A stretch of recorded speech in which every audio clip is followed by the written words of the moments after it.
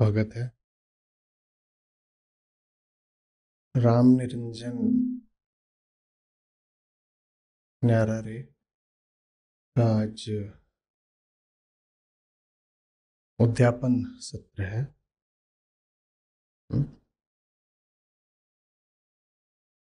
भजन आज अपने शिखर पर, निष्कर्ष पर पहुंचेगा। समापन पर पहुंचेगा ऐसा नहीं कह सकते।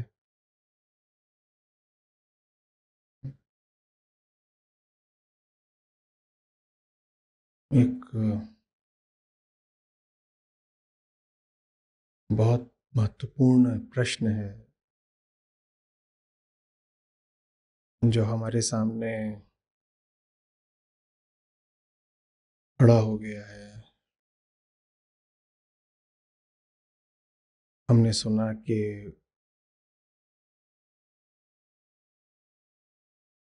हमारा धर्म अंजन है, हमारा मनोरंजन भी अंजन है, हमारी सब चेष्टाएं अंजन है।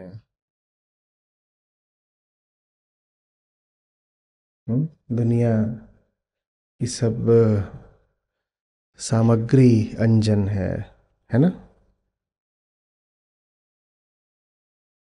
और आज साहब कह रहे हैं कि कहें कबीर कोई बिरला जागे, अंजन छाण निरंजन लागे। तो अंजन को छोड़ना भी है। और अंजन माने दो चार बातें, दो चार चीजें नहीं। वो सब तो अंजन है ही जो दिखने में अंजन लगता है। वो भी अंजन है जो हमें बड़ा सम्माननीय, बड़ा मधुर, बड़ा प्यारा लगता है। हमारी कामनाएं ही नहीं, हमारी आस्थाएं भी अंजन है। हम्म। तो आज का सवाल ये है कि जिएं कैसे, जिएं कैसे। अंजन छाण निरंजन लागे। अब निरंजन से तो हमारा कोई सीधा संबंध है नहीं। और निरंजन के बारे में हमें इतना और बता दिया ज्ञानियों ने कि वो आयाम दूसरा है, कि वो न देह के तल पर है न मन के तल पर है, तो उससे कोई सीधा रिश्ता बना नहीं सकते। तो जिए कैसे।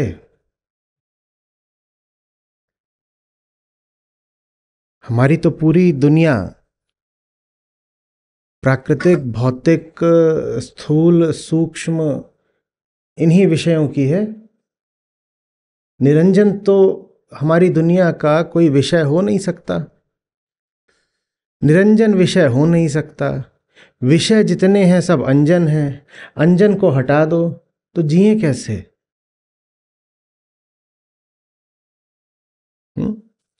ज्ञानियों ने बिल्कुल खोद खोद कर, जहां कहीं भी छुप सकता था अंजन, उसको उद्घाटित कर दिया। भला करा। हम कृतज्ञ हुए। जहां हमें लगता था कि हम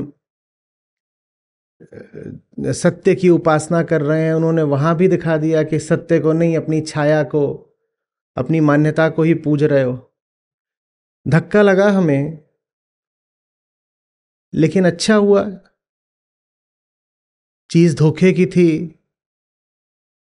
कोई अनुपयोगी मान्यता थी, टूटी छूटी, बहुत अच्छा हुआ।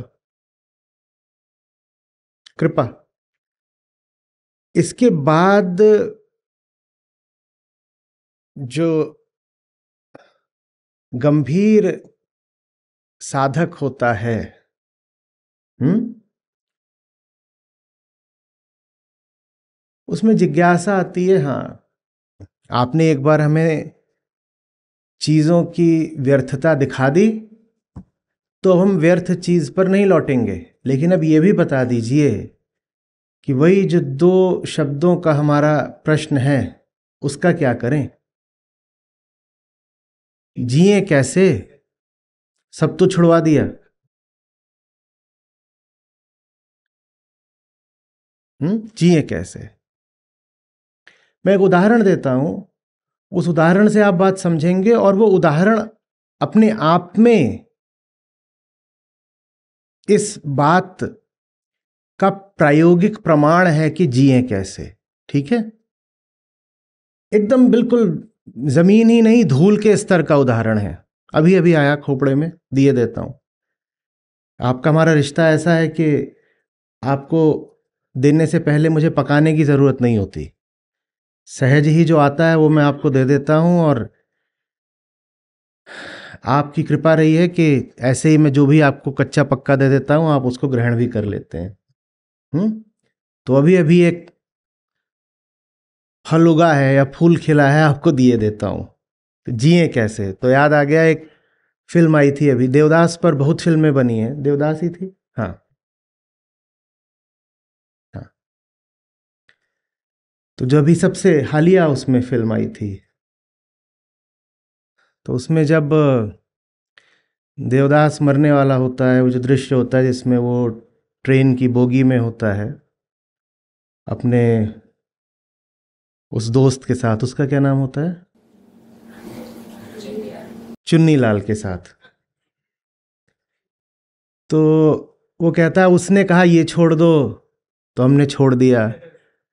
फिर कहता है उसने कहा ये छोड़ दो, वो छोड़ दिया। अब किसने क्या कहा वो ठीक से नहीं याद आ रहा है, पर आखिरी उसकी जो पंक्ति थी वो यही थी कि कुछ दिनों में वो कहेंगे जीना छोड़ दो। कुछ दिनों में वो कहेंगे जीना छोड़ दो। तो वैसा ही सवाल अध्यात्म में हमारे सामने आ जाता है कि ज्ञानियों ने कहा माया छोड़ दो, संतों ने कहा अंजन छोड़ दो, आचार्य ने बोल दिया दूध घी छोड़ दो। कुछ दिनों में वो कहेंगे जीना छोड़ दो। तो जिए कैसे? तो ये सिर्फ उदाहरण नहीं है, ये प्रयोग भी है, ये एक प्रदर्शन भी है। जिन्होंने ये संवाद, ये डायलॉग लिखा था, उन्होंने कभी इसलिए तो नहीं लिखा था ना कि इसके माध्यम से अंजन निरंजन समझा दिया जाए। ऐसे जिए कि चीज अपने आप में होगी किसी भी उद्देश्य के लिए। वो तो फिल्म में बस इस उद्देश्य के लिए थी कि देवदास अपनी व्यथा बता रहा है कि घर वालों ने कहा पारो को छोड़ दो, पारो ने कहा शराब छोड़ दो, और आप कहोगे कब कि जीना छोड़ दो। तो उन्होंने इस सीमित उद्देश्य के लिए इस डायलॉग की रचना करी थी, लेकिन हमने इस डायलॉग का उपयोग किस लिए कर लिया? हमने किसी बहुत ऊंची चीज के लिए कर लिया। फिल्म में जब ये डायलॉग आता है तो इसका कोई बहुत ऊंचा उद्देश्य नहीं है, या है? नहीं है ना। फिल्म में जब ये डायलॉग आता है तो बस इसलिए है कि हमें देवदास की स्थिति के प्रति थोड़ी सहानुभूति आ जाए। उन्होंने सपने में भी नहीं सोचा होगा कि उस चीज का ये इस्तेमाल हो सकता है। ऐसे जीना है तो इस दुनिया में सब कुछ किसी फिल्मी माया जैसा ही, पर उसका सही इस्तेमाल कर ले जाओ। ऐसा इस्तेमाल जो माया के खोपड़े में भी ना आया हो, कि माया ने आपको फिल्म दिखाई और आपने फिल्म में निरंजन खोज लिया। माया तो आपको फिल्म दिखा रही थी कि आप अंजन में और लथपथ हो जाओ, कीचड़ में बिल्कुल लोटपोट जाओ। वो चीज बनाई तो इस दृष्टि से गई थी, लेकिन आपने उसमें भी निरंजन खोज लिया। ऐसे जियो। ये उत्तर है। हर फिल्मी गाने को, हर फिल्मी डायलॉग को अपने लिए श्लोक और भजन बना लो। चीजों में से वो खोज निकालो जो चीजों को रचने वाले ने कभी उन चीजों में रखा ही नहीं।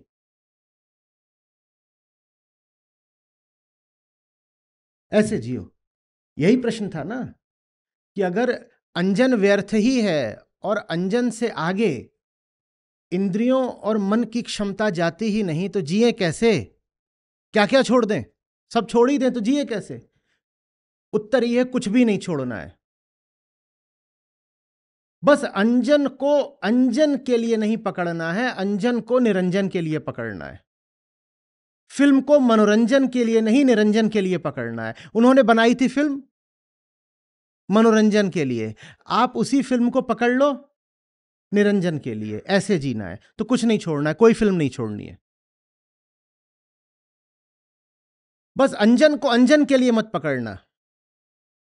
अंजन माध्यम रहे, मंजिल नहीं। साधन रहे, साध्य नहीं। और साधन को तो साधक के ही तल पर होना पड़ेगा ना। साधन को तो साधक के ही तल पर होना पड़ेगा। जैसे कि ऊपर आपको उठाने के लिए ऊपर से कोई रस्सी गिराई गई हो, रस्सी आपके लिए क्या है? साधन है। पूरी की पूरी रस्सी तो हमारे लिए साधन भी नहीं है। वास्तव में हमारे लिए साधन तो रस्सी का बस वो छोर है जो हमारे सामने हमारे हाथों की पहुंच में है।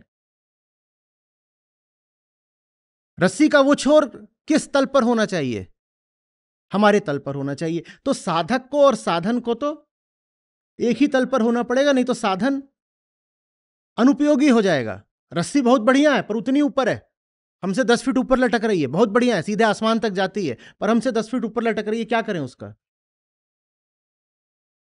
अंजन के साथ एक सहूलियत है, क्या? हमारे तल पर होता है, उसको रस्सी बना लो। कहीं कहीं पर तो जो विषय होते हैं हमारे, वो होते ही ऐसे हैं अपने निर्माण के द्वारा, अपनी अभिकल्पना माने अपनी डिजाइन में ही, अपनी संरचना में ही, कि उनका एक छोर ऊपर से जुड़ा होता है। जैसे कि भजन।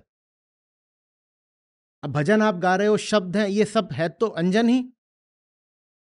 स्वर भी अंजन है, ध्वनि अंजन है, शब्द अंजन है, भाषा अंजन है, लेकिन इनका एक छोर वहां आसमान में टंगा हुआ है। तो यहां तो बढ़िया सुविधा है। जहां ये सुविधा नहीं भी है वहां भी ये कर डालो, क्योंकि दुनिया में हर जगह भजन ही भजन नहीं मिलने वाला। न दुनिया में हर जगह सत्संगति मिलने वाली है, न हर जगह ज्ञानी मिलने वाले हैं। हर जगह जाकर के भजन तो नहीं तलाश पाओगे। तो दो विकल्प आते हैं कि कह दो जहां भजन नहीं है वहां हम जाएंगे नहीं, या ये कह दो जहां जाएंगे भजन साथ लेकर जाएंगे। बोलो क्या चाहिए? और दोनों ही काम आजमाए गए हैं। ऐसे भी लोग हुए हैं जिन्होंने कहा है कि मैं जाऊंगा ही सिर्फ वहां जहां भजन है, जहां भजन नहीं है वहां जाऊंगा नहीं। इनकी बात भी ठीक है, पर इनकी बात में एक खतरा है। जहां जाओगे वहां तुम ही तो जाओगे ना। वहां हो सकता है कि भजन रूपी रस्सी ऊपर से नीचे लटक भी रही हो, लेकिन तुम्हारे सामने क्या आना है? रस्सी का बस वो छोर जो तुम्हारे तल का है। ऊपर उठोगे नहीं उठोगे ये तो तुम्हारी बात है ना। मान लो भजन रूपी रस्सी, भजन, श्लोक, बोध कथा, जो भी बोल लो, सत्संगति बोल लो, वैसी रस्सी लटक भी रही है ऊपर से नीचे तक, तो भी हमारे सामने क्या है? उसका बस वही सिरा जो हमारी पकड़ का है। ऊपर तो तभी जाएंगे जब उसको पकड़े रहेंगे मजबूती से। और रस्सी आपको ऊपर खींच रही हो, हाथों में बड़ा दर्द होता है, आपका पूरा वजन आपके बाजुओं पर आ जाना है। आसान नहीं है रस्सी को पकड़े रहना जब आप ऊपर खींचे जा रहे हो। और आप कह सकते हैं कि मैं नहीं पकड़ रहा। तो माने आप अगर सिर्फ उन जगहों पर भी जाओ जहां सत्संगति है, तो वहां भी श्रम तो आपको ही करना है। ऐसा नहीं कि आपने बाकी सब जगहों को त्याग दिया तो त्याग मात्र से आप ऊंचाइयां पालोगे। यह समस्या रही है पारंपरिक सन्यास के साथ। आप बिल्कुल कह सकते हो मैं घटिया जगहों पे नहीं जाता, मैं घटिया लोगों से नहीं मिलता, वगैरह वगैरह वगैरह वगैरह। आप बिल्कुल अच्छी जगह पे जाते हो, अच्छे लोगों से मिलते हो, अच्छी बातचीत करते हो, लेकिन वो अच्छी बातचीत भी आप पर उतनी ही तो सफल होगी ना जितना आप चाहोगे और जितना आप श्रम करने को और कीमत चुकाने को तैयार रहोगे। हाँ, रस्सी लटक रही है, पर लटकने भर से रस्सी आपको ऊपर थोड़ी उठा देगी। तो ले दे करके अगर आप अंजन को त्याग करके सिर्फ निरंजन वाली जगहों पर भी जाओ तो त्याग भर से आपका काम तो बनेगा नहीं। त्यागने के बावजूद श्रम तो करना ही पड़ेगा। तो दूसरी कोटि के लोग होते हैं, वो कहते हैं हमें कुछ नहीं त्यागना, हम कुछ नहीं त्यागते, हम बस क्या करते हैं, हम जहां भी जाते हैं अपना निरंजन साथ लेकर जाते हैं। हम जहां भी जाते हैं निरंजन की ही धुन में और उसकी प्यास में जाते हैं। तो अंजन भी सामने आता है, तो प्यास हम में निरंजन की इतनी गहरी है कि हर अंजन हमारे लिए बस निरंजन का माध्यम बन जाता है। तुम हमसे कोई बात कर लो, हमें कुछ दिखा दो, तुम हमसे राजनीति की बात कर लो, खेलों की बात कर लो, विज्ञान की बात कर लो, हम उसमें भी माया खोज निकालेंगे। और माया ही खोज निकालने का क्या मतलब होता है? सच खोज निकाला। निरंजन सीधे सीधे तो पाया नहीं जाता ना। निरंजन को पाने का तरीका तो हमेशा परोक्ष होता है, इनडायरेक्ट। नेति नेति उसी तरीके का नाम है। निरंजन कोई सेब तो है नहीं कि हाथ में उठा लोगे। बात समझ में आ रही है? दुनिया में जो कुछ है इसको हमारी क्षमता कहिए या विवशता, बस यही है हमारे लिए। पारलौकिक कुछ होता नहीं, लेकिन लौकिक जो कुछ है उससे हमें संतोष मिलना नहीं। तो जो कुछ लौकिक है उसी का इस्तेमाल करना है लोक के पार जाने के लिए। त्यागने से बहुत लाभ होगा नहीं, यद्यपि त्यागी लोग रहे हैं बहुत, कुछ उनको भी सफलता संतुष्टि मिली होगी, लेकिन उनसे ज्यादा सहज मार्ग और सरल मार्ग और प्रभावी मार्ग उनका है जो कहते हैं कि हम अपने साथ लेकर चलते हैं, हम संयोगों पर निर्भर नहीं रहते। ये तो संयोग की बात है कि आपको कोई जगह मिली निरंजन वाली कि नहीं मिली। बोल रहे संयोग पे क्या आश्रित रहना, हम जा रहे हैं कहीं कि आज वहां पर श्लोकों पर चर्चा होगी, वहां श्लोकों पर चर्चा हुई ही नहीं तो क्या करें, हम भूखे रह जाएं, प्यासे रह जाएं, विरह में रह जाएं? नहीं, जो भी चर्चा हो रही होती है हम ऐसे हो गए हैं कि उसी में कृष्ण को, कृष्ण की माया को देखने लग जाते हैं। ज़ेन में कहते हैं, वहां पर कभी किसी से, किसी साधक ने पूछा होगा किसी गुरु से कि फलाने पहाड़ की चोटी पर ज़ेन मिलेगा क्या? वो बोले कि मैं शहर गांव समाज सब छोड़ छाड़ के ज़ेन पाने के लिए, ज़ेन माने ध्यान, मैं ज़ेन पाने के लिए फलाने पहाड़ के शिखर पे जाना चाहता हूं। तो गुरु ने जवाब दिया कि हाँ मिलेगा, उस पर्वत की चोटी पर ज़ेन मिलेगा, पर उतना ही मिलेगा जितना तुम लेकर के आए होगे। बोले पर्वतों की चोटियों पर अगर कोई चीज मिलती है तो वो नीचे से ही लाई जाती है, पर्वतों पर खुद कुछ होता है क्या माल? वहां तो बस अपनी क्या होती है, हरियाली, पत्ते, पहाड़, प्रपात। पहाड़ों के अपने तो यही होते हैं ना। बाकी वहां जो कुछ मिलता है कहां से आता है? वो नीचे से ही लाया जाता है। बोले उसी तरह से पहाड़ की चोटी पर तुमको ध्यान या शांति मिल जाएगा, पर उतना ही मिलेगा जितना तुम नीचे से लेके आए होगे, उससे ज्यादा नहीं मिलेगा।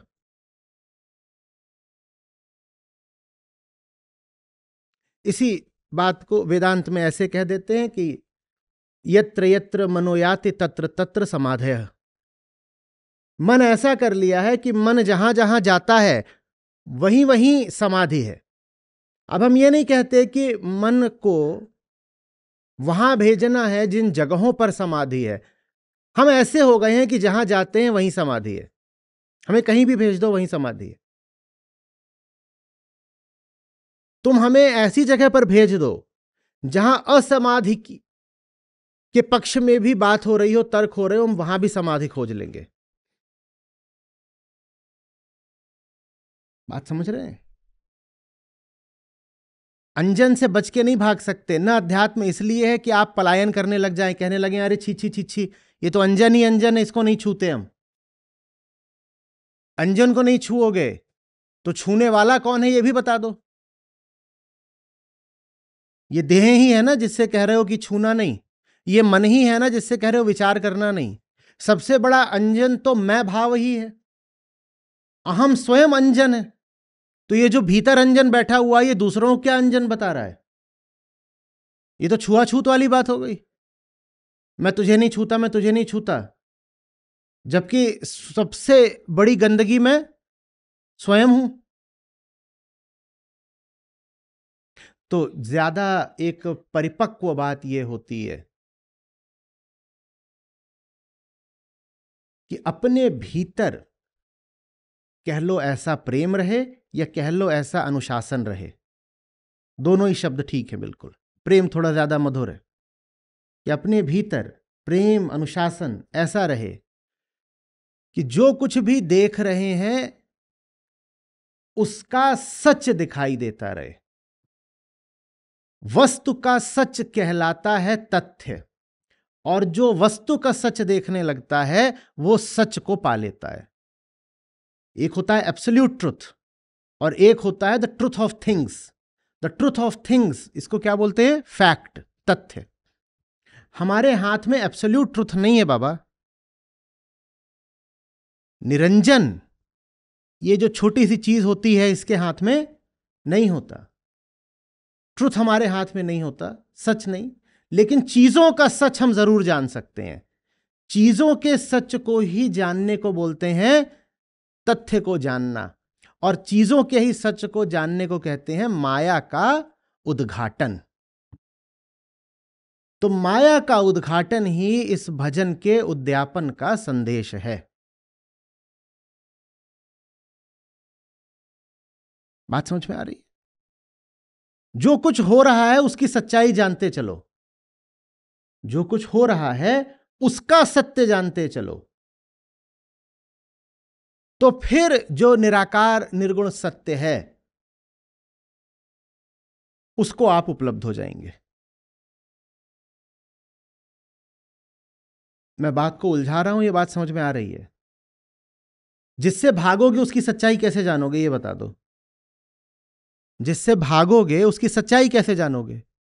और ये जो बहुत भागे हुए लोग होते हैं ना, मैंने संस्था में भी देखा है, हमारे पास लोग आते हैं जो किसी पुराने आश्रम या मठ की पृष्ठभूमि से आ रहे हैं, या जिनका पारंपरिक तौर पर कुछ धार्मिक हिसाब किताब रहा है।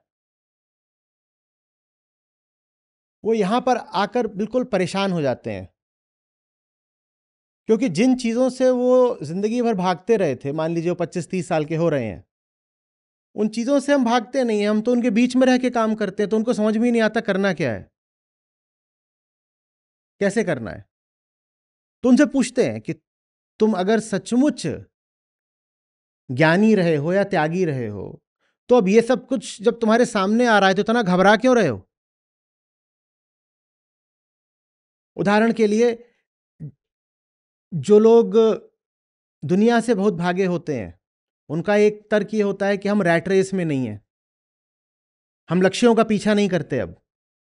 और संस्था में तो लक्ष्य बनते ही हैं, टारगेट्स, और हम उनका जान लगा के पीछा भी करते हैं। तो जो साधारण लोग आते हैं संस्था में, उन्हें बहुत मुश्किल नहीं होती, वो समझ जाते हैं हाँ भाई ये काम है और काम तो पूरा होना है दिन में, और काम आंकड़ों से ही नापा जाता है, तो इन आंकड़ों को हमें दिन खत्म करते करते पा लेना है। पर जो लोग धार्मिक किस्म के होते हैं उन्हें उलझन हो जाती है। वो कहते हैं पर आप धर्म के क्षेत्र में हैं, धर्म के क्षेत्र में आंकड़ों का क्या काम? बात समझ रहे? इसी तरीके से टेक्नोलॉजी है। अब टेक्नोलॉजी और गैजेट्स वगैरह को हम आम तौर पर भोगवाद के साथ जोड़कर देखते हैं ना, कि भाई टेक्नोलॉजी होती इसीलिए है कि कंजम्पशन करा जाए। तो अब लोग आएंगे बाहर से, वहां देखेंगे कि संस्था भी टेक्नोलॉजी का जमकर इस्तेमाल कर रही है। टेक्नोलॉजी में पारंगत लोग यहाँ पर आकर काम भी कर रहे हैं और वॉलंटियरिंग भी कर रहे हैं। किसी भी अच्छी आईटी कंपनी जैसी दक्षता संस्था में भी है तो वो फिर हैरान हो जाते हैं, कहते हैं यहाँ तो मंदिर जैसा शांत वातावरण होना चाहिए था, यहाँ ये सब बातें क्यों हो रही हैं। उन्हें ये शब्द समझ में नहीं आते, बोलते हैं ये आध्यात्मिक क्षेत्र में आप पाइथन और सर्वर और इस तरह की बातें क्यों कर रहे हो। और जब उनको इन बातों के बीच में काम करने को कहा जाता है तो उन्हें समझ में नहीं आता। हम कहते हैं तुम अगर सचमुच आध्यात्मिक थे तो इन बातों से तुम्हें कोई तकलीफ नहीं होनी चाहिए थी, क्योंकि आध्यात्मिक आदमी तो जहां भी रहे वहीं शांत रहता है। पर तुम टेक्नोलॉजी और टारगेट्स के बीच में बैठ गए हो तो तुम्हें अब समस्या होने लगी है। क्योंकि जिसको तुम अपनी शांति कह रहे थे वो बस पलायन था अंजन से, तुम भागे हुए थे, तुमने उसको जीता नहीं था, तुम उससे भाग गए थे। और अब जब वापस वो चीज तुम्हारे सामने आई है तो तुम्हारे पांव उखड़ रहे हैं।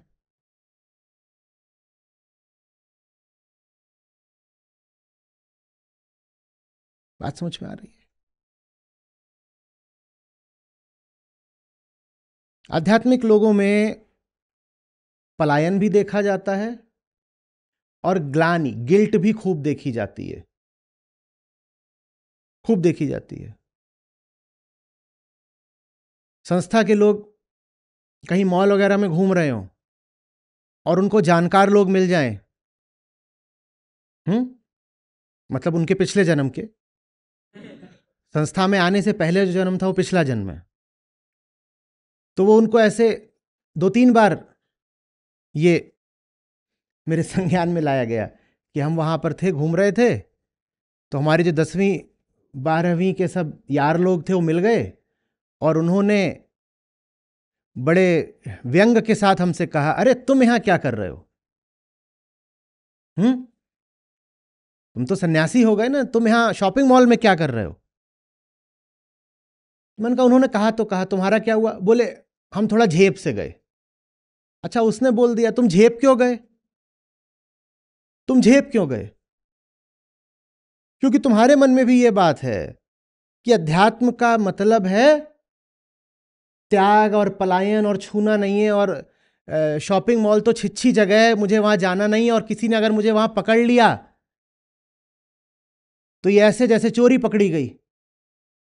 चोरी क्या पकड़ी गई, तुम गए हो वहां पर अंजन की बाजार में अंजन को ही खोजने। हम भी गए हैं उसी अंजन के अड्डे पर हम अंजन खोजने नहीं गए हैं। अंतर यह है। और एक बात बताओ, कहां जाएं जहां अंजन नहीं होगा। अगर अंजन इतनी बुरी बुरी चीज है कि तुमने कह दिया कि अरे आप यहां क्यों बैठे हुए हो कैफे में, आप शॉपिंग मॉल में क्यों हो, तो ये बता दो कि कहां जाएं जहां अंजन नहीं है। हम तो जिस दुनिया में पैदा हुए हैं उसमें जहां जाओ वहां अंजन ही है, तो फिर जिए कैसे, ऐसे ही जियो, अंजन में से ही निरंजन खोज निकालो।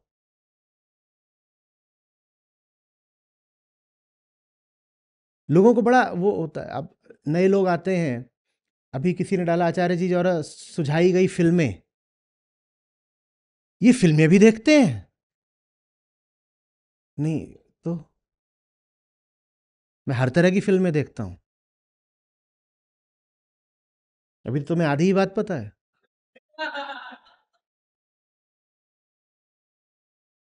नहीं तो तुम्हारे जितने सवाल आते हैं उनका जवाब कहां से दे लूंगा, ऐसे ही दे दूं हवा हवाई।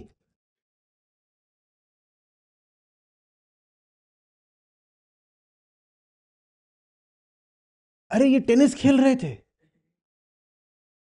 नहीं क्यों? नहीं पर मतलब ये तो गीता की बात करते हैं ना।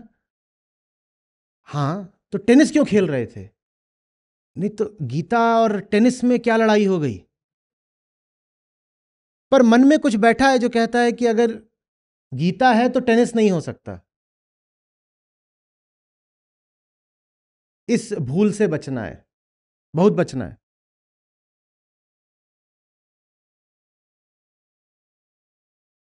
अरे जिम जिम में इनकी फोटो आ गई। जिम में क्या कर रहे हैं? तुम वहां जाते होगे कि तुमको शरीर बनाना है और लोगों को लुभाना है। हम वहां जाते हैं क्योंकि हमारी जिंदगी जरूरी है इस मिशन के लिए। हम वहां जाते हैं क्योंकि जरूरी है कि अभी कम से कम 10-20 साल चलें हम। ये मैराथन है। इस शरीर का अभी कुछ समय तक बने रहना जरूरी है, हम इसलिए जाते हैं। तुम वहां जाते हो कि टाइट टी शर्ट पहन करके इंस्टाग्राम पे लाइक्स बटोरोगे। हम वहां जाते हैं क्योंकि पूरा दिन थकान का होता है, और इस शरीर को अगर नहीं देंगे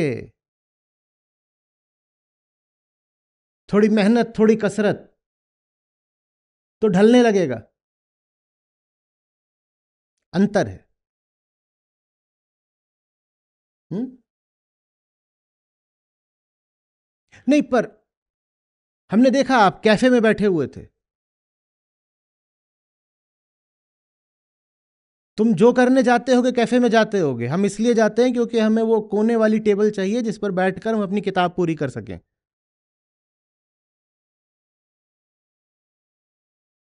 बहुत सारी ऐसी जगहें हैं जहां तुम जाते हो, वहां हम भी जाते हैं,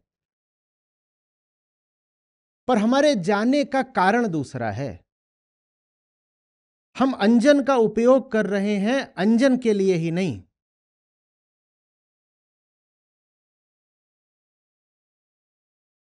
बात समझ में आ रही? तुम फिल्म देखने जाते होगे इसलिए कि तुम अपने मन को बहला सको। हम भी फिल्म देखने जाते हैं ये समझने के लिए कि लोगों के मनों को कैसे बहलाया फुसलाया जाता है।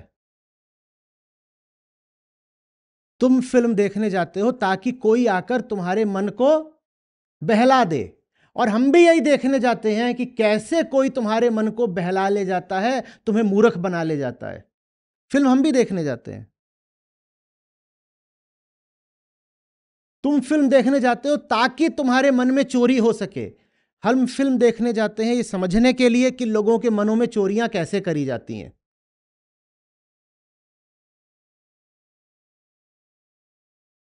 तो चोरी हो रही होगी, हम उस चोरी को देख रहे हैं। तुम सिर्फ फिल्म को देख रहे हो, हम फिल्म को भी देख रहे हैं और फिल्म को देखने वाले को भी देख रहे हैं। हम देख रहे हैं कि इन दोनों के बीच में संबंध कैसा बनता है, किस बात पर तालियां बज जाती हैं।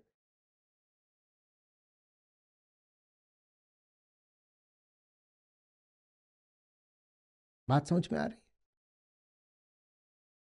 और अगर अंजन का उपयोग नहीं करोगे, मन में यदि प्रश्न उठ रहा हो तो यह बता दो किसका उपयोग करना है निरंजन तक जाने के लिए।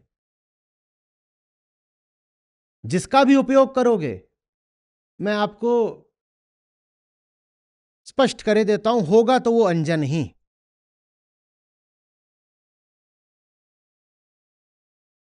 अंजन ब्रह्मा विष्णु इंद्र, अंजन गोपी संग गोविंद। तुम इनका भी अगर इस्तेमाल कर रहे हो तो हैं तो ये भी अंजन ही।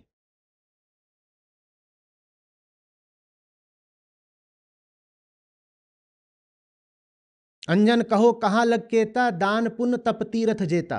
ये भी अंजन है। बोलो किसका इस्तेमाल करोगे? अगर फिल्म अंजन है और कैफे अंजन है और टेनिस कोर्ट अंजन है, तो दान पुण्य तप तीर्थ ये भी तो अंजन ही है। हम नहीं कह रहे, विद्वानों ने कहा है। समझ में आ रही है बात?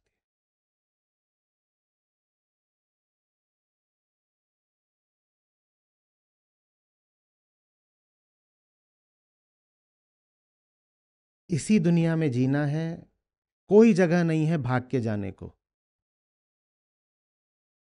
न भाग के जाने को कोई जगह है, न किसी भी चीज से भागने की कोई जरूरत है। यहीं जीना है और खिलाड़ी की तरह जीना है।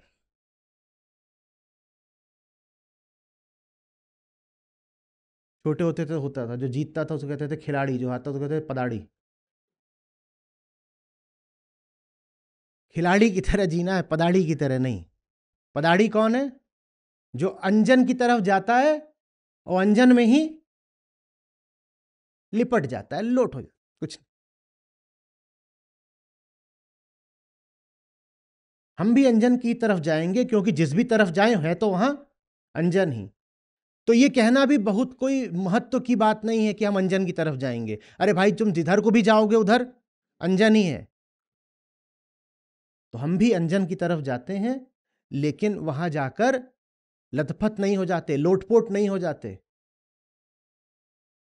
हम जहां भी जाते हैं वहां से कुछ सीख कर आते हैं और बेहतर होकर आते हैं। पर जिन्होंने त्याग को ही धर्म मान लिया है, त्याग माने यही ऊपरी त्याग, ऐसों को श्री कृष्ण ने क्या बोला था? मिथ्याचारी। कि ऊपर ऊपर से छोड़े बैठे हैं और भीतर ही भीतर उन्हीं बातों का ख्याल पकता रहता है। क्योंकि तुमने कभी ये सीखा नहीं, छोड़ने वालों, कि अंजन से घिरे होकर भी निरंजन के प्रेम में रहा जा सकता है। तो इसीलिए जैसे ही तुम देखते हो कि कोई अंजन के संपर्क में है, तो तुम्हें तत्काल एक ही निष्कर्ष आता है, क्या? जैसे हमारे मन में भोग पकता रहता है, वैसे ही जरूर ये व्यक्ति भी अंजन में गया है भोगने के लिए ही।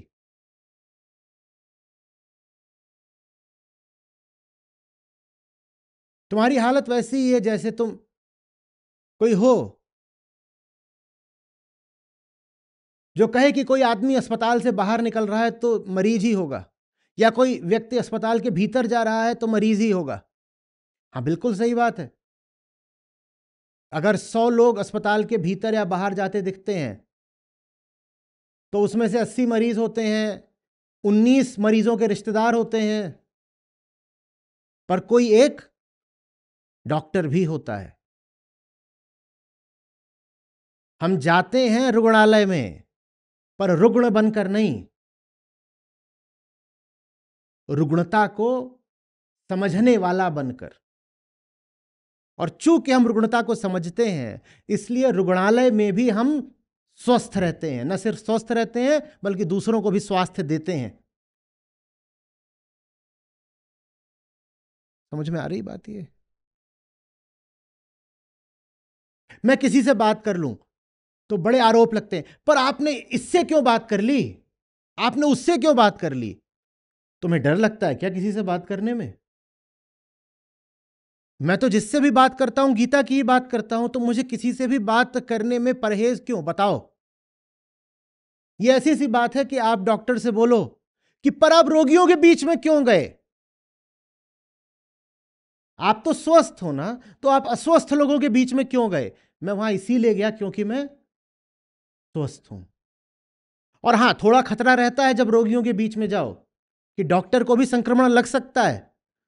और ऐसा बहुत हुआ है कि डॉक्टर भी संक्रमण का शिकार होकर मरे हैं। आप फिल्में पूछते हैं ना, एक भारतीय डॉक्टर थे,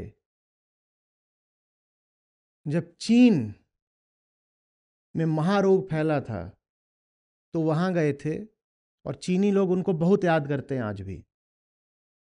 उन पर एक फिल्म बनी थी। किसको उसका याद है टाइटल? हाँ, जो पीछे बताया, डॉक्टर, डॉक्टर कोटनीस की अमर कहानी, ये फिल्म का टाइटल है। और जहां तक मुझे याद है वो बचे नहीं थे, उनकी मृत्यु हो गई थी। वैसे ही एक और हिंदी फिल्म है, अभी बताता हूं आपको नाम।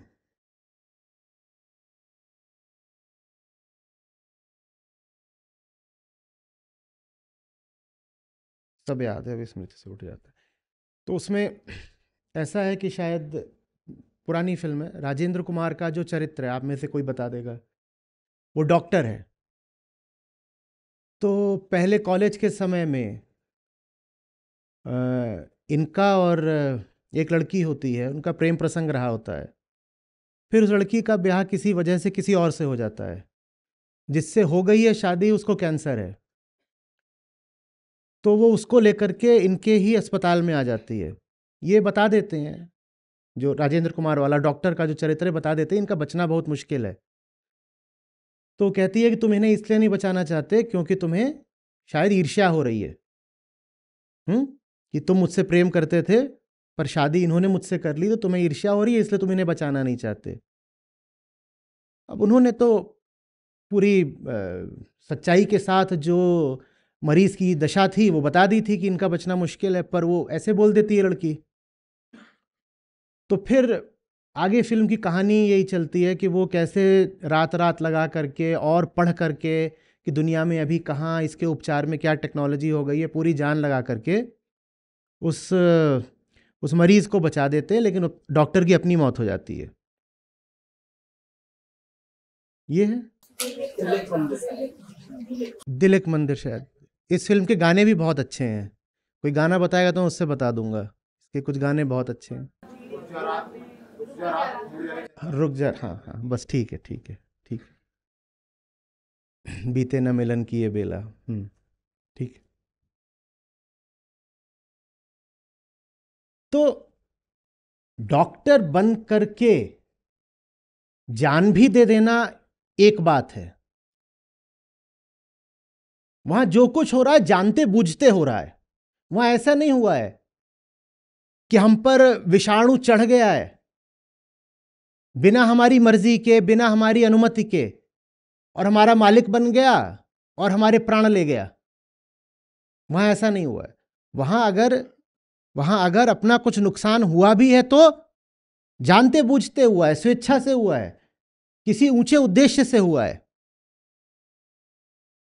एक और फिल्म है, कई हैं, याद आती जा रही हैं। सदमा याद है किसी को?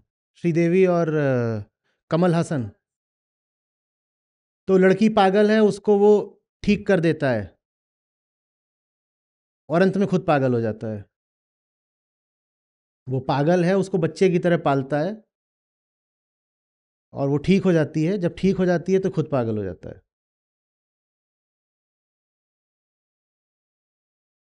एक और भी है जिसमें वहीदा रहमान नर्स हैं,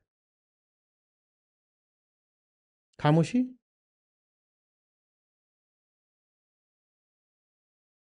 कई हैं ऐसी जिसमें मरीज को ठीक कर दिया जाता है और जो ठीक करने वाला है उसका अपना नुकसान हो जाता है। कोई बात नहीं।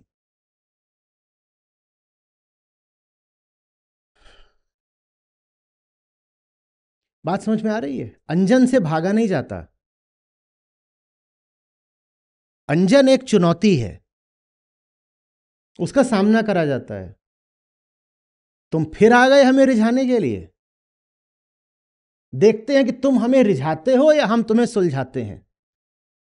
तुम एक उलझन बन के आए हो हमें रिझाने। देखते हैं कि तुम हमें रिझा ले जाओगे या हम तुम्हें सुलझा ले जाएंगे। आ जाओ।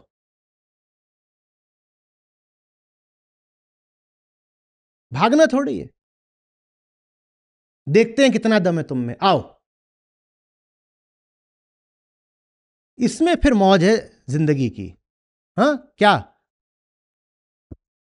Bring it on. देखते हैं, यही तो होगा कि हमें हरा लेगा, गिरा देगा। कोई बात नहीं, हम फिर उठ खड़े होंगे, पुरानी भूल से सबक लेंगे, देखेंगे हम में भीतरी कौन सी कमजोरी थी कि अंजन हावी हो गया। देखेंगे। ये बड़ी गहरी श्रद्धा की बात है। मैं मूर्खता वाले आत्मविश्वास की बात नहीं कर रहा हूं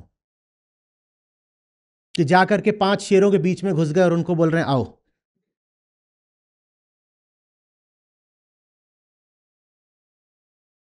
उसकी बात नहीं हो रही है।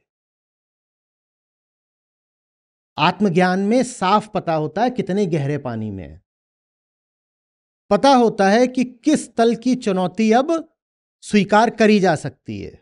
हम जानते हैं स्वयं को, हमें अपनी दुर्बलताओं का ज्ञान है, क्योंकि हम दिन भर देखते हैं खुद को, तो कितने पानी में है अंदाजा है, उसके अनुसार हम चुनौती स्वीकार करेंगे। जितना हमें लगता है कि हम में बल है, उससे थोड़ी आगे की चुनौती स्वीकार करेंगे। इतनी बड़ी चुनौती नहीं उठा लेंगे कि 5 शेरों के पिंजड़े में घुस के, ऐसा जो कर रहा है उसे आत्मज्ञान बिल्कुल नहीं है। शेरों के सामने जो जाकर के बोले आओ, उसमें किसकी कमी है? आत्मज्ञान की। उसने कभी अपनी कमजोरी और ताकत परखी ही नहीं है, तो उसको लगता है शेर भी आएंगे तो कुछ नहीं बिगड़ेगा।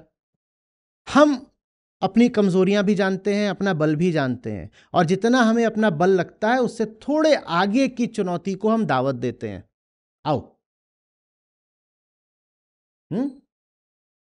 थोड़ी बड़ी चुनौती बुलाएंगे, उसी से बल बढ़ता है, उसी से बल बढ़ता है। और जो चुनौती स्वीकार करी, वो अगर हमें परास्त भी कर ले गई, तो हमें यही बता गई कि जितना हम अपना बल जानते थे उतना बल हमारा है नहीं। ये भी आत्मज्ञान की दिशा में कदम हो गया कि हमें लगता था कि झेल जाएंगे, झेल नहीं पाए, माने अभी भीतर खोट है, खोट ठीक करो, खोट ठीक करो, खोट ठीक करो, फिर चुनौती को आमंत्रित करो, आओ। अंजन से यह रिश्ता है। अंजन से रिश्ता भोग का नहीं है। अंजन के साथ हमें खेलना है, हमें खिलाड़ी बनना है। जो अंजन को देख के भग जाए उसको बोलते हैं पदाड़ी। और जो फिर कृष्ण जैसा हो जाए, जो अंजन को नचाना ही शुरू कर दे, जा ठगने ठगनी ठगी ता ठग को आदेश, उसको बोलते हैं मदारी। कि वो फिर माया को अपने इशारों पर नचा ही देता है। एक दिन क्या ना आनंद आए कि वहां पहुंच जाएं। जैसे कबीर साहब बोलते हैं कि माया ये हमें ठगने आई थी, अभी हमने अपनी रसोई में इसको लगा दिया है, ये हमारा खाना बनाया करती है। आशा समझ रहे हो कि ये आई थी कि हमें बाजार में मिली थी कि हमें ठग लेंगे, यहां मिलती है वहां मिलती है, हमने इसको लगा दिया है कि तुम चलो घर साफ करो और हमारा खाना बनाया करो। पर वो बहुत दूर की बात है, उतनी कामना करना भी थोड़ा ज्यादा हो जाएगा।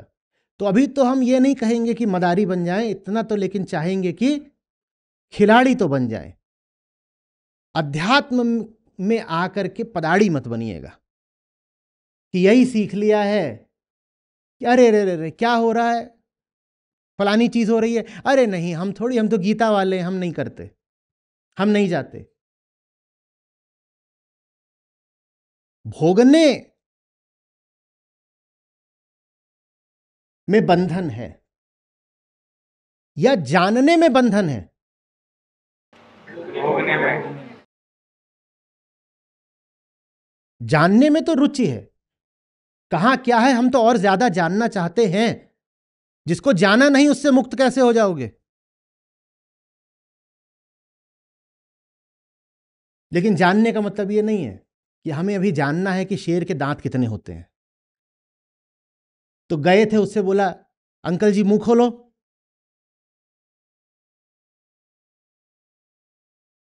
और ऐसा उसने फिर उत्तर दिया कि प्रश्न पूछने वाला ही विलीन हो गया। बिल्कुल चरम आध्यात्मिक घटना घट गई। कहां गया, कहां गया, बूंद समानी समुद्र में गायब हो गए। वो मूर्खता नहीं करनी है।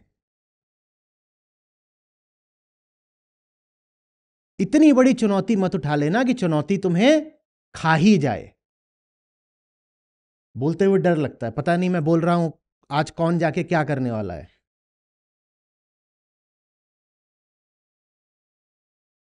टाइगर अंकल का मुंह खुलवा के दांत नहीं गिनने हैं, न माया से कहना है कि दिखा तेरी जबान कितनी लंबी है।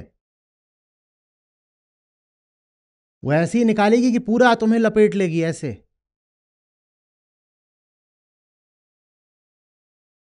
लपेट के पूरा निगल लेगी। चुनौती स्वीकार करनी है।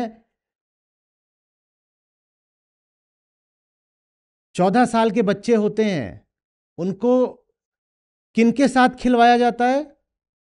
अंडर 14, हाँ, या उनको एडल्ट्स के ड्रॉ में डाल देते हैं। अंडर 10 वाले 10 साल से छोटे बच्चे हैं, उनकी अलग एक कैटेगरी बनाई जाती है, अंडर 10 में खेलेंगे। तो आप कितने साल के हो चेतना में, ये देख लो, उसके अनुसार चुनौती स्वीकार करना। ये नहीं कि चेतना में 8 साल के हो और जाके 28 साल वाले से भिड़ गए कि वो आज बोल रहे थे कि खिलाड़ी बनना है और अंजन से भागना नहीं है। अंजन खाता भी है, तभी इतिहास में लोग अंजन से इतना भागे। वो क्या करता है? समूचा निगल जाता है। लेकिन अगर उससे भिड़ोगे नहीं तो मुक्त भी नहीं हो पाओगे। अंजन वही जिम की तरह है। गए, बोले चेस्ट प्रेस करनी है, और सीधे 50-50 किलो का उठा लिया एक एक हाथ में, तो चेस्ट प्रेस हो जाएगी।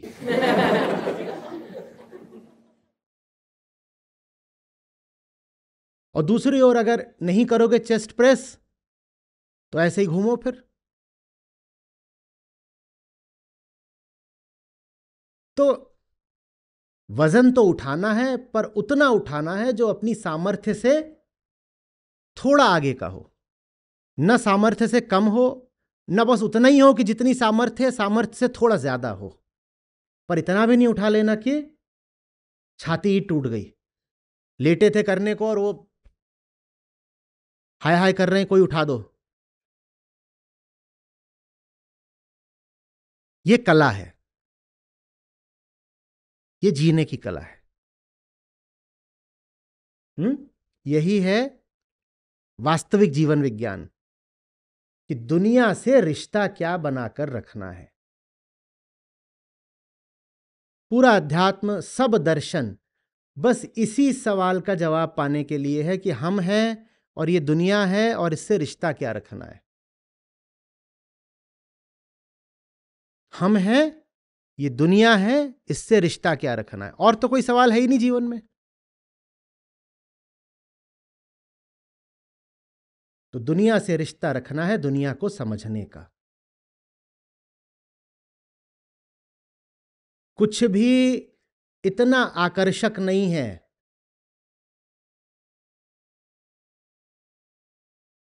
कि उसके सामने लोटे ही जाओ, चरण पकड़ लो, समर्पण कर दो। इस दुनिया में कुछ भी इतना आकर्षक नहीं है, और इस दुनिया में इतना भयानक भी कुछ नहीं है कि उसको देखते ही पलट के भाग जाओ। न लौट जाना है, न भाग जाना है। हमें देखना है, जानना है और जाग जाना है। यह है अंजन से रिश्ता।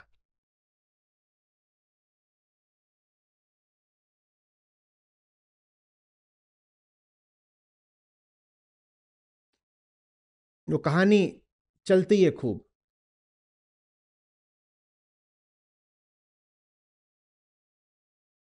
कि बाबा जी थे एक, और बाबा जी प्रवचन दे रहे थे कि ये सब कंचन कामिनी तो बिल्कुल धूल मिट्टी है, धूल मिट्टी है। हाँ, तो तभी एक युवा महिला आई, आकर्षक बिल्कुल, और वैसे ही उसने कपड़े पहन रखे थे, आकर्षक बल्कि उत्तेजक, और वो आई और सोना लाई थी बहुत सारा, और उसमें रुपया पैसा भी रहा होगा, तो वो लेकर के आ गई, बिल्कुल बाबा जी से सट कर बैठ गई, और वहाँ जितना रुपया सोना लाई थी सब वहाँ बाबा जी पे रख दिया। बाबा जी उचक के खड़े हो गए। वहाँ सामने लोग भी बैठे हुए थे, बोले तो स्कैंडल हो गया। एक तो जवान औरत, और वो भी उत्तेजक परिधान में, और उसने लाकर हमारे ऊपर ये रुपया पैसा सोना डाल दिया। दो तरफा ये बदनामी की बात हो गई। तो एकदम जो कुछ डाला था उसको हटा उठो के जल्दी से खड़े हुए, बोले क्या करती है लड़की? बोले अभी तो बोल रहे थे कि कंचन कामिनी सब मिट्टी है, और मिट्टी पर ही आप यहां बैठे हुए हो। आपके नीचे मिट्टी थी, आपके ऊपर भी कुछ मिट्टी आ गई और आपके बगल में मिट्टी बैठ गई, तो इतना क्या आपको सदमा लग गया? बात समझ रहे?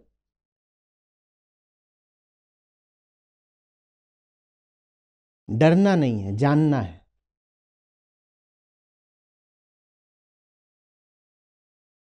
डरना नहीं है, जानना है। जो कच्चे और नए और अपरिपक्व लोग होते हैं वो डर जाते हैं, वो अनजान को देखते हैं और घबरा जाते हैं। न डरना है न घबराना है, समझना है। नहीं तो ये बातें बस जबानी रह जाएंगी कि आदमी तो मिट्टी का पुतला है और प्रकृति तो बुलबुला है।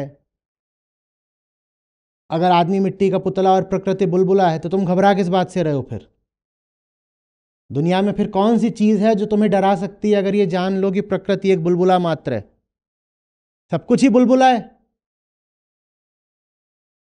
तो काहे के लिए थर्रा रहे हो फिर?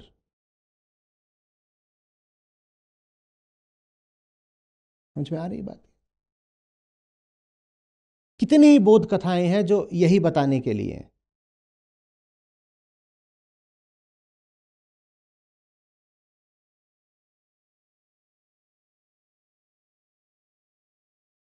एक लकड़हारा था, उसकी पत्नी थी, वो दोनों ही साधक थे। तो कुछ इस तरह की कहानी है कि वो जंगल में घूम रहे थे, तो उनको वहां गिरे हुए सोने के कुछ टुकड़े दिखाई दे गए।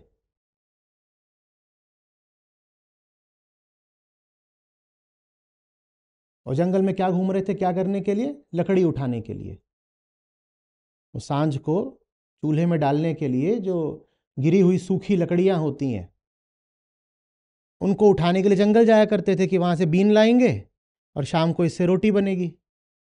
तो लकड़ी चुनने को घूम रहे थे, तो लकड़ी चुनते चुनते बीच में सोने के कुछ टुकड़े दिखाई दे गए। तो लकड़हारे ने उनको देखा और पांव से हटा दिया, और जो पत्नी थी उसने लकड़ी भी उठाई और उस सोने के टुकड़े भी उठा लिए। तो लकड़हारे ने देख लिया, उसने कहा इसके मन में तो लालच आ गया। तो वो बोलता है कि अच्छा एक काम करते हैं, आज खाना बनाने से पहले थोड़ा जो गांव में गुरुजी है उनके पास चलते हैं। तो दोनों गुरु के पास गए।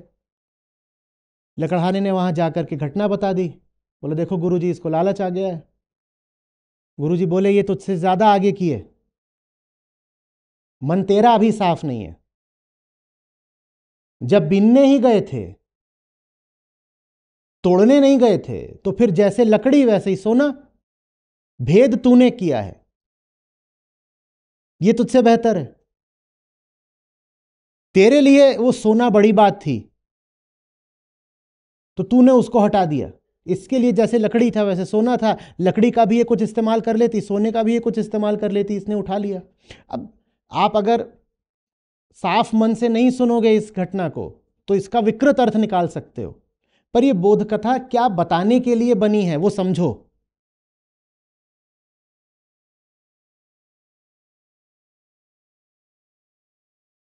सोने को दूर फेंकने की क्या जरूरत, अगर सोना आपके लिए वही हो जाए जो लकड़ी। अगर अभी सोने को दूर फेंकने की भी जरूरत है तो इसका मतलब आपके लिए सोना कुछ महत्व तो रखता है। आप चुन चुन के देखते हो सोना कहां है और उसको उठा उठा के दूर फेंकते हो। नहीं तो लकड़हारे ने लकड़ी क्यों नहीं दूर फेंक दी? लकड़हारा वहां क्या बिन रहा है? लकड़ियां। अगर सब अंजन खराब है तो लकड़ी क्यों नहीं फेंक दी तूने दूर? लकड़ी चुन रहा है, सोना दूर फेंक रहा है, इसका मतलब क्या है? सोना अभी तेरे लिए कुछ विशिष्टता रखता है। हम्म। और कोई ऐसा भी हो सकता है जो कहे अरे बाप रे बाप, आज सोना मिल रहा है तो आज लकड़ी उठानी ही नहीं है, आज सोना ही सोना उठा लो, इसको बेचेंगे और माल कमाएंगे। उस महिला ने कुछ और करा, वो जैसे लकड़ी उठाती जा रही थी, लकड़ी दिखी तो लकड़ी उठा ली, और सोना दिखा तो सोना उठा लिया। तो गांव में जो ज्ञानी था उसने कहा ये महिला तुझसे आगे निकल चुकी है, तेरे मन में अभी भी सोने के लिए कुछ खास जगह है, इसके मन में अब सोना वैसे ही हो गया जैसे लकड़ी। तो जैसे लकड़ी उठाई सोना दिख गया, सोना उठा लिया, नहीं दिखेगा सोना नहीं उठाएंगे। लकड़ी को लेके भी कोई बहुत अनुराग नहीं है, इतना ही है कि आएगा इससे खाना बन जाएगा। सोने से भी वो यही करने वाली है शायद, कि कोई छोटी मोटी कोई चीज होगी उससे हो जाएगा, नहीं तो कुछ नहीं है। नहीं मिलता सोना तो नहीं मिलता, कोई दुख थोड़ी मना रहे थे। बात समझ में आ रही है? जिए कैसे? न त्याग के न भाग के, जाग के।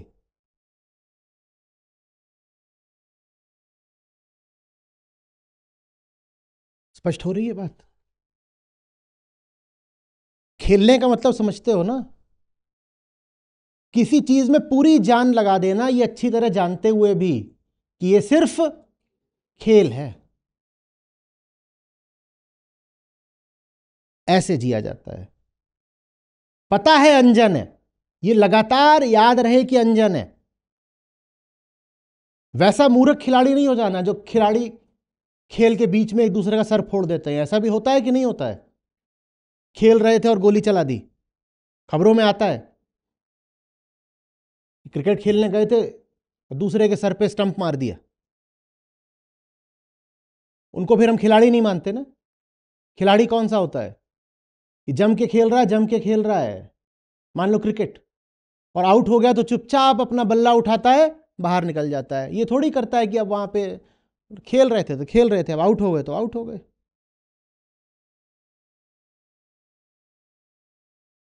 खेलना है, अंजन के साथ खेलना है, ना उसको भोग लेना है ना उससे भाग लेना है।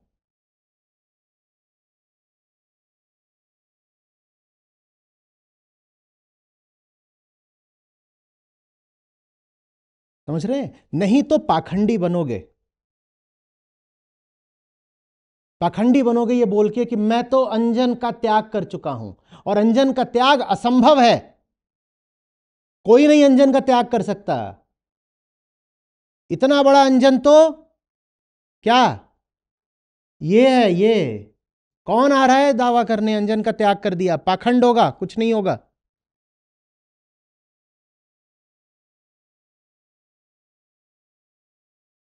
रेनेसा का जो पूरा काम चला था ना, चर्च की सत्ता को उखाड़ देने का, वो काम वास्तव में अभी पिछली शताब्दी की शुरुआत में आकर पूरा हुआ है। और उसको पूरा किसने किया था? सिगमंड फ्रॉयड ने।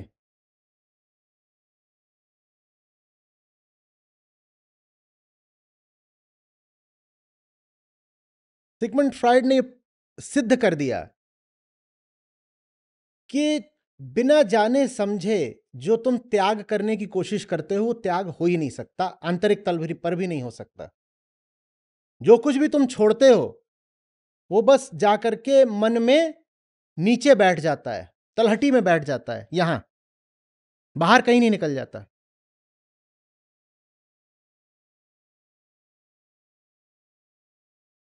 कई बार किसी पात्र में पानी जमा हो और उसको आप देखें तो ऊपर से साफ लगेगा, पर एक आप चम्मच लेकर या लकड़ी लेकर उसको ऐसे हिला दीजिए तो क्या पाएंगे? कि नीचे तलहटी में गंदगी जमा थी, वो नीचे जाकर बैठ गई थी, आपने हिला दिया और फिर ऊपर आ जाएगी। जो जाना नहीं जाता उससे मुक्ति नहीं हो सकती, वो बस चीज नीचे बैठ जाएगी मन में। पाखंडी हो जाओगे, बोलोगे ये छोड़ दिया वो छोड़ दिया, छोड़ कुछ नहीं दिया। जो बाहर से छोड़ दिया वो मन में भीतर बैठ जाएगा। बार बार दावा करोगे छोड़ दिया, वही कृष्ण की बात मिथ्याचारी वाली, बाहर बोलोगे छोड़ दिया, वो चीज भीतर बैठ जाएगी।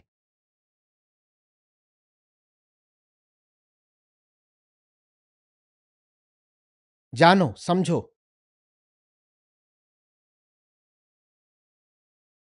स्पष्ट हो रही है बात?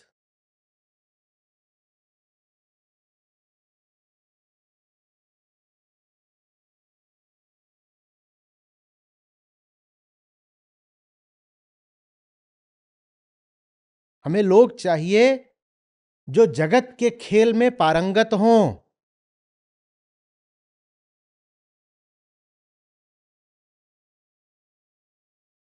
दुनिया जैसी चल रही है, अगर आप उसको समझते ही नहीं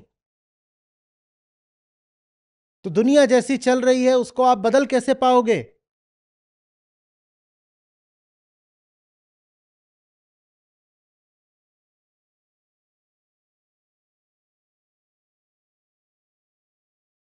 बाबा जी जा रहे हैं बहुत बड़ी गाड़ी में, टायर पंचर हो गया गाड़ी का, स्टेपनी लगानी आती है? तो तुम जगत की गाड़ी क्या चलाओगे? तो तुम जीवन को चलाना क्या सिखाओगे? हाईवे पे तुम्हारी गाड़ी पंचर हो जाए, तुम्हें टायर बदलना नहीं आता, तुम कहां के खिलाड़ी हो? और टायर को देख के क्या बोल रहे हैं? अंजन अंजन, एकदम ही काला है, दूषित है, मलमूत्र युक्त टायर। हम थोड़ी इसको हाथ लगाते।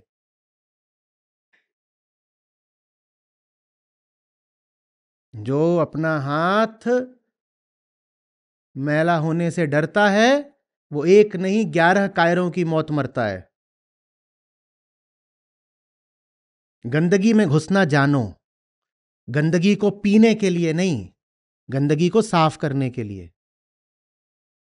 गाड़ी का टायर बदलना आना चाहिए।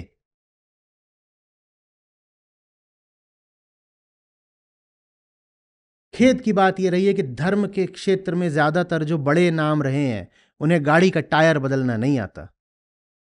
आप खुद ही सोच के देख लीजिए महानुभावों को, ये बदल लेंगे गाड़ी का टायर? और जो गाड़ी का टायर नहीं बदल सकता वो मई जून की गर्मी में हाईवे में पिघल पिघल के मरेगा। क्लाइमेट चेंज के इस दौर में गाड़ी खड़ी हो गई है हाईवे पर और टायर बदलना आता नहीं, वहीं मरोगे।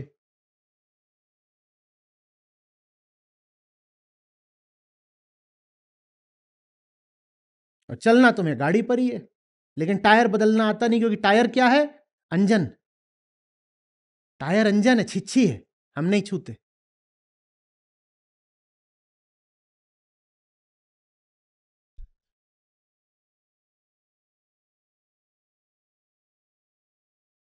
या फिर तुम कह दोगे नहीं हम तो पैदल चलते हैं। पैदल चलोगे तो कहीं पहुंचोगे नहीं, पैदल चलोगे तो अपनी पूरी जिंदगी बस अपने ही जिले में घूमते रहोगे।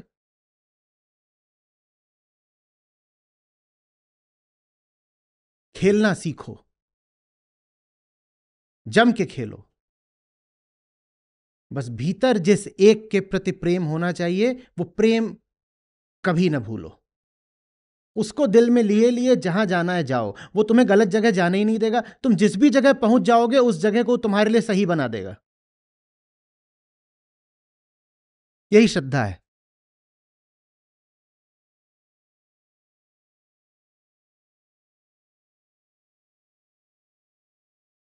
आ रही है बात समझ में?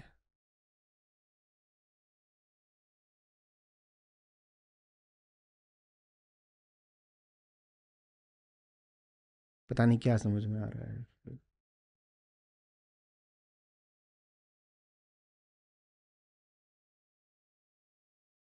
कहे कबीर कोई बिरला जागे, अंजन छाड़ निरंजन लागे। अंजन को छोड़ने का क्या मतलब है? अंजन का भोग करने की इच्छा छोड़ना। क्योंकि पता है कि हम खुद अंजन है, अंजन में अंजन जोड़ दोगे तो भी मिलेगा तो अंजन ही। मैं खुद क्या हूं? अंजन। और इधर चारों तरफ क्या बिखरा हुआ है? अंजन। अंजन में अंजन ही जोड़ दिया तो परिणाम में भी क्या आएगा? और मैं जो अंजन हूं, अपने अंजन होने से शुरू में ही खुश नहीं था। मैं अंजन हूं, इतना सा, ठीक है, छोटा, क्षुद्र, अपूर्ण, यही तो होता है ना अहंकार।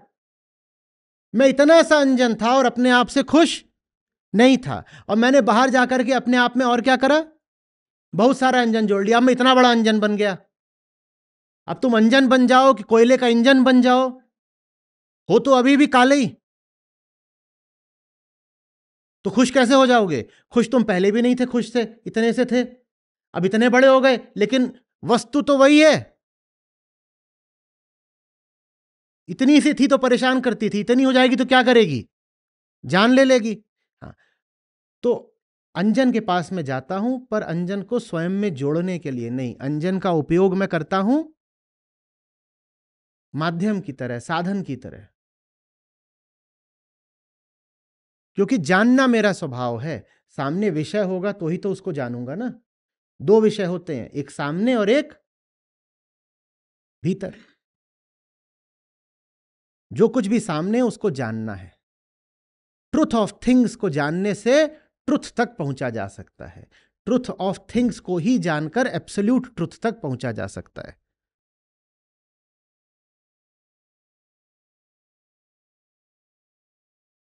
दो ही तीन लोग हैं जिन्हें बात समझ में आ रही है, और वो सब पहली पांत में बैठे हुए हैं।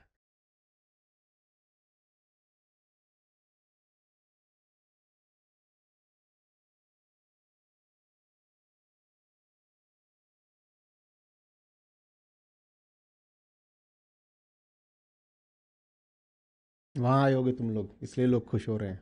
हम्म।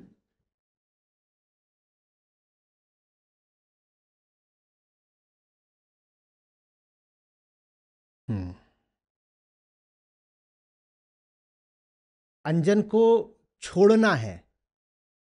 हाँ, अंजन जो कि साध्य है उसको छोड़ना है, ये लिख लो, क्योंकि कहा है ना अंजन छाड़ निरंजन लागे। अंजन जो कि साध्य है उसको छोड़ना है, और अंजन जो साधन है उसको छोड़ा जा नहीं सकता। अंजन को जीवन का लक्ष्य, साध्य नहीं बना लेना है, लेकिन साधन तो अंजन के अलावा और कुछ हो ही नहीं सकता। ये जो मेरे शब्द आप तक पहुंच रहे हैं क्या है? अंजन है। ये जो कागज है ये क्या है? उस पे जो स्याही है वो क्या है? सब अंजन है। तो अंजन को छोड़ना है। किस अंजन को? अंजन as the end, the objective, the target. अंजन मंजिल, मंतव्य, लक्ष्य नहीं हो सकता, लेकिन साधन तो अंजन को ही होना पड़ेगा। निरंजन लागे, निरंजन कोई वस्तु नहीं है, तो निरंजन को कैसे पाया जाता है? अंजन को जानना ही निरंजन की प्राप्ति है। प्राप्त भी नहीं किया जाता, स्वयं उपलब्ध हुआ जाता है। प्राप्त बोलो तो वस्तु वाली भाव आ जाता है। हम उपलब्ध होते हैं निरंजन को, अंजन को जान करके। यह रिश्ता समझना बहुत जरूरी है।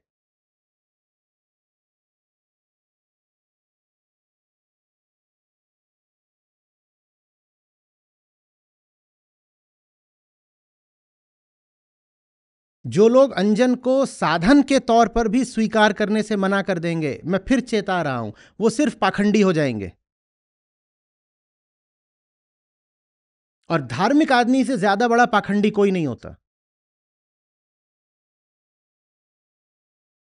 क्योंकि धर्म बन जाता है संसार का त्याग, स्वयं का त्याग नहीं।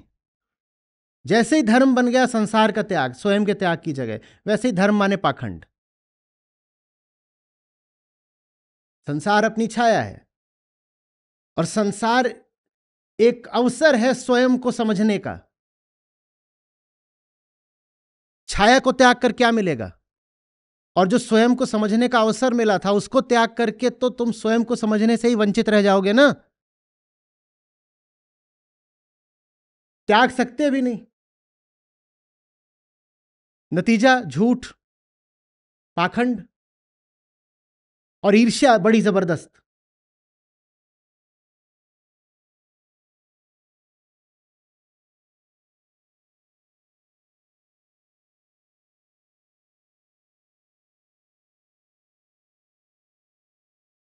त्यागी लोगों में देखा है कितना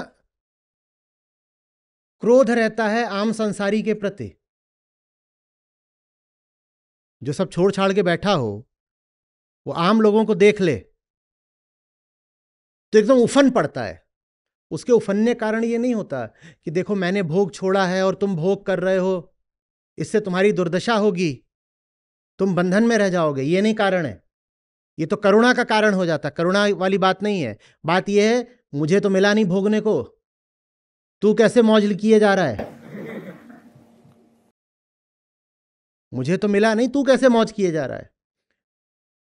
ये बात त्यागियों में भी पाई जाती है और संस्कारी लोगों में भी पाई जाती है।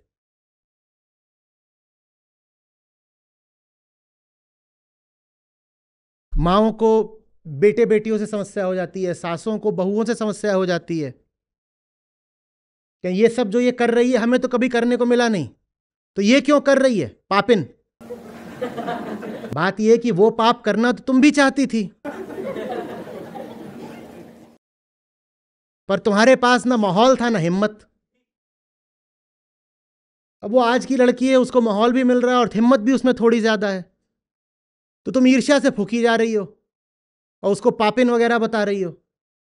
अभी तुम्हें आज भी मौका मिले, तुम भी चूकोगी नहीं, बस कोई देखने वाला ना हो। ये पाखंड है।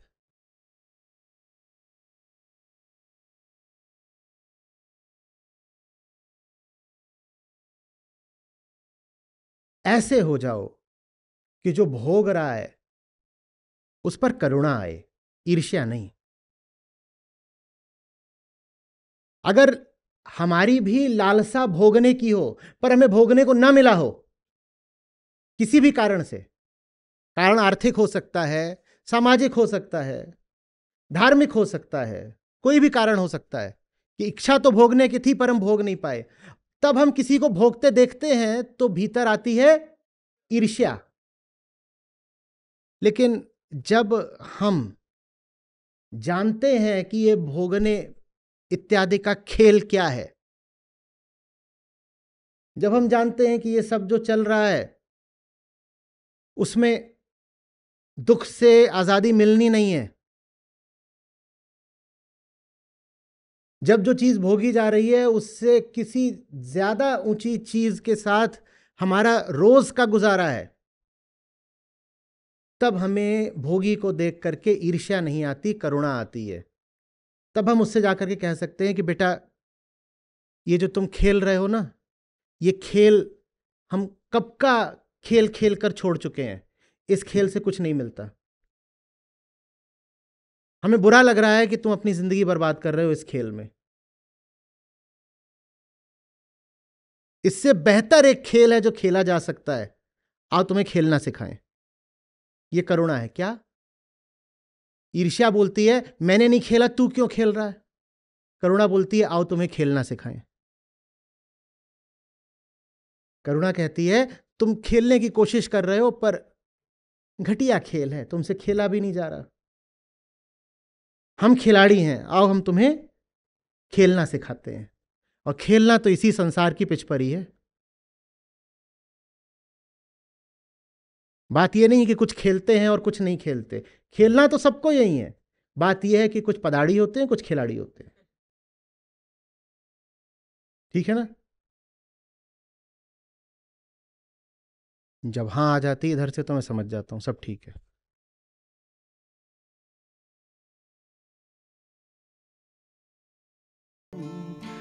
राम निरंजन न्यारा रे, राम निरंजन न्यारा रे, अंजन सकल पसारा रे, अंजन सकल पसारा रे।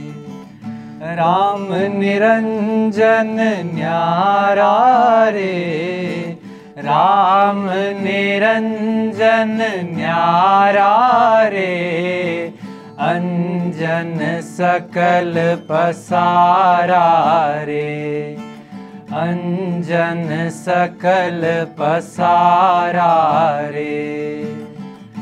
राम निरंजन न्यारा रे, राम निरंजन न्यारा रे, अंजन सकल पसारा रे, अंजन सकल पसारा रे। अंजन उत्पत्ति ओंकार, अंजन उत्पत्ति ओंकार, अंजन मांगे सब विस्तार, अंजन मांगे सब विस्तार। अंजन ब्रह्मा शंकर इंद्र, अंजन ब्रह्मा शंकर इंद्र, अंजन गोपी संग गोविंद, अंजन गोपी संग गोविंद। राम निरंजन न्यारा रे, राम निरंजन न्यारा रे, अंजन सकल पसारा रे, अंजन सकल पसारा रे। अंजन वाणी अंजन वेद, अंजन वाणी अंजन वेद, अंजन किया नाना भेद, अंजन किया नाना भेद। अंजन विद्या पाठ पुराण, अंजन विद्या पाठ पुराण, अंजन वो घट घट ही ज्ञान, अंजन वो घट घट ही ज्ञान। राम निरंजन न्यारा रे, राम निरंजन न्यारा रे, अंजन सकल पसारा रे, अंजन सकल पसारा रे।